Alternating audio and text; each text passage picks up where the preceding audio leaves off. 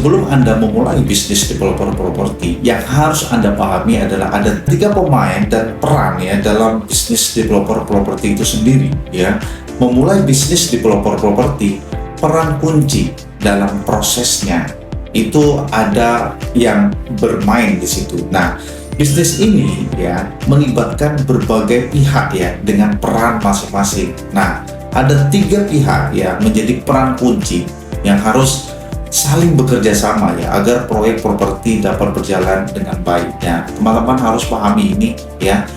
Siapa saja mereka? Yang pertama adalah pemilik tanah atau kita sebut dengan pemilik lahan juga ya. Jadi tanpa lahan proyek properti ya tidak akan bisa dimulai karena ini adalah bahan bakunya.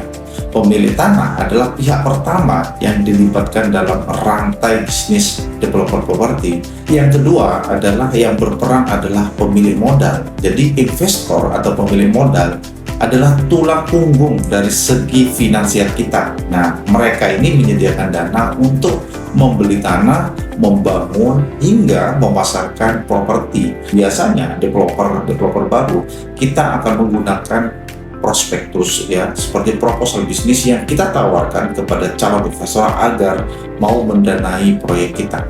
Terus yang ketiga yang berperan adalah developer properti, adalah otak dari keseluruhan proyek ya. Jadi mereka ini adalah orang yang punya skill dan bertanggung jawab untuk merencanakan desain, mengatur proses pembangunan, serta memastikan ya kualitas daripada rumah tersebut. Nah, skill manajemen proyek itu sangat diperlukan ya. Ini makanya kita belajar di Akademi Properti untuk bisa mengetahui bagaimana pengelola anggaran, pengawasan pembangunan agar sesuai target. Jadi kolaborasi antara ketiga pihak ini, pemilik tanah, pemilik modal, dan developer, menjadi kunci yang utama dalam kesuksesan bisnis developer properti. Nah, ketika semua peran bekerja selaras ya, peluang keberhasilan proyek developer Anda akan semakin besar. Kalau Anda tidak punya dana, maka libatkanlah investor di situ atau pendana. Kalau Anda tidak punya tanah, maka kerjasamalah dengan menggunakan strategi kerjasama lahan. Itu yang saya maksudkan.